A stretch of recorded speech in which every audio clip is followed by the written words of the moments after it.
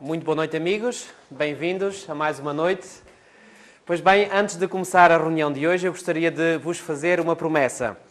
E a promessa é um compromisso que eu vou assumir convosco. A semana passada estendi-me para além do tempo que me foi dado, de modo que hoje vou dizer-vos que vou estritamente ficar dentro dos limites dos 60 minutos que me são dados. De modo que hoje e para as próximas vezes. De modo que não se assustem em ficar aqui muito tempo, porque eu vou cumprir com o tempo de 60 minutos que me são atribuídos. Por outro lado, hoje nós vamos avançar só uns versículos mais, portanto, no primeiro capítulo. Vamos entrar também no capítulo 2 e talvez alguns estarão a pensar, bom, a este ritmo nunca mais chegamos ao fim. Bom, por acaso tinha-me sido pedido, e eu na altura não tinha ainda uma visão muito realista de quanto tempo nós iríamos demorar, mas grosso modo, eu quero-vos apresentar, digamos, o plano das nossas conferências. Então, hoje nós vamos retomar o capítulo 1, a partir do versículo 11, e vamos até ao capítulo 2, versículo 7. Ou seja, iremos apresentar a carta à igreja de Éfeso. Na próxima semana, nós iremos ver as cartas às igrejas de Esmirna, Pérgamo e Tiatira. Ou seja, terminaremos o capítulo 2. Depois, na semana seguinte, nós entraremos no capítulo 3 e daremos as cartas às igrejas de Sardes, Filadélfia e de Laodiceia. Depois, os capítulos 4 e 5 serão dados de uma só vez. O capítulo 6 requer uma sessão, o capítulo 7 igualmente, os capítulos 8 e 9 serão dados numa só sessão. O capítulo 10, embora seja pequeno, mas vai nos dar também uma sessão. Capítulo 11 também uma sessão, capítulo 12 uma sessão, capítulo 13 também, capítulo 14. Depois os capítulos 15 e 16 podem ser dados juntos. O capítulo 17 uma sessão, e vamos lá ver se chega. Em princípio farei por chegar. Capítulo 18 também, capítulo 19 uma sessão, capítulo 20 também, capítulos 21 e 22 podemos dar juntos. Ou seja, fazendo as contas, apercebi-me e, uma vez que há um domingo que não poderei estar convosco, e já agora vos digo que é o domingo, 16 de novembro, fazendo as contas, nós iremos terminar ao fim de 19 sessões, ou seja, no domingo 15 de fevereiro. Portanto, iremos até meados de fevereiro. Portanto, isto já para dar uma perspectiva de início de quanto tempo dura o nosso seminário. Portanto, em princípio serão 19 sessões e ao fim das 19 sessões teremos então coberto o livro do Apocalipse, certo? Isto se formos sempre, digamos, à velocidade de cruzeiro que eu imaginei. Mas se entretanto surgirem dúvidas, e eu gostaria que pudessem colocar as vossas dúvidas, caso elas possam surgir, pois bem, se justificar, eu peço desculpa que desde sexta-feira que estou com uma grande constipação, se justificar, portanto, nós aumentarmos um pouco o tempo, por mim não há qualquer problema em aumentar o tempo. Ora bem, vamos então retomar o tema de hoje e antes de o fazer, eu gostaria que nós nos pudéssemos inclinar, mesmo sentados, para uma breve oração. Nosso querido e amado Pai que estás nos céus, mais uma vez, Senhor, reconhecendo que aquilo que nós vamos estudar é matéria de inspiração Tua. Nós te queremos pedir, Senhor, que o mesmo Espírito que inspirou João a escrever estes oráculos sagrados seja o mesmo Espírito que nos ajuda agora, aqui, neste momento, a podermos compreender aquilo que foi revelado através do Teu servo João, Senhor. Que o Teu Espírito permaneça nas nossas mentes e nos nossos corações e nos ajude, pois, a compreendermos estas grandes revelações, esta grande revelação que vem de Ti, a pessoa de Jesus Cristo. Tudo isto te pedimos e Te agradecemos desde já pela fé, em nome do nosso Senhor Jesus. Amém.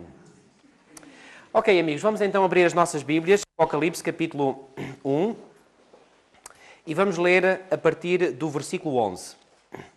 Ora bem, nós tínhamos visto no versículo 10 que João diz que se achou em espírito no dia do Senhor. E nós vimos que esse dia do Senhor não pode ser outro dia senão o dia de sábado.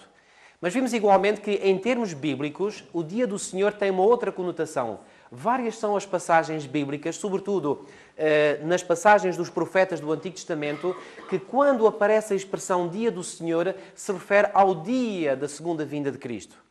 De modo que nós podemos então pegar nas duas expressões e dizer que aquilo que João está aqui a dizer é que no dia do Senhor, ou seja, no dia de sábado, ele teve uma visão em espírito e ele contemplou as cenas que Deus lhe mostrou ao longo dos séculos de história até a esse grande dia do Senhor, a segunda vinda de Jesus. Esse dia da vinda de Jesus é considerado, não vamos agora aqui aprofundar nesse tema, mas é considerado realmente como sendo o dia do Senhor. Versículo 11. Dizendo: o que vês escreve em livro e manda às 7 igrejas: Éfeso, Esmirna, Pérgamo, Tiatira, Sardes, Filadélfia e Laodiceia. Ora bem, o próprio Deus está aqui a revelar a João que lhe ia dar mensagens e essas mensagens deveriam ser endereçadas a 7 igrejas.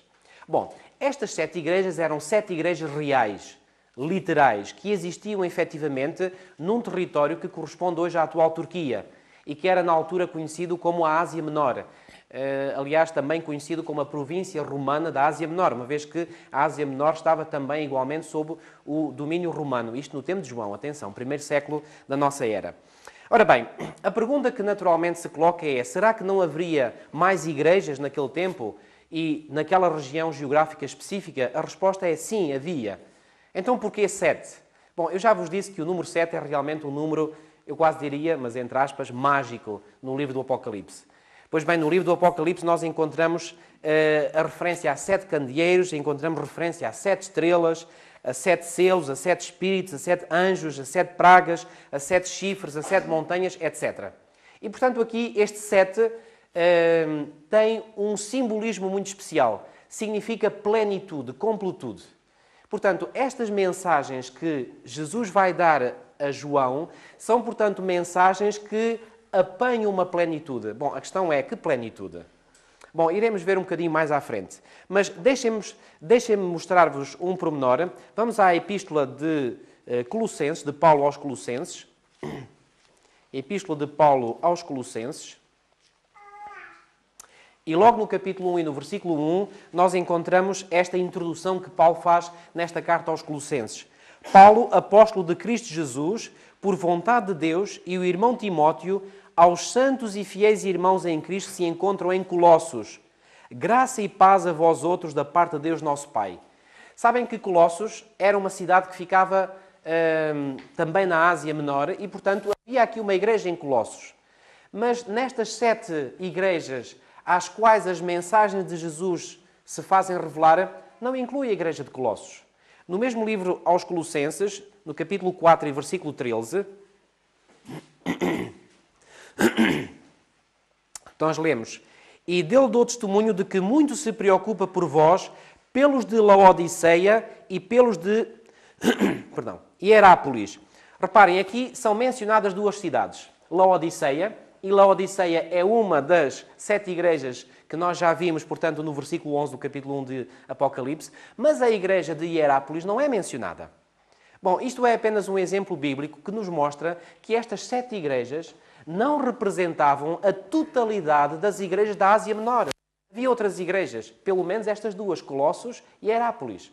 Então a pergunta é: porquê que há uma mensagem só a 7 igrejas e não a todas as igrejas? Bom, a primeira resposta que eu vos irei dar, e há outras respostas, é a seguinte: pois bem, seguramente porque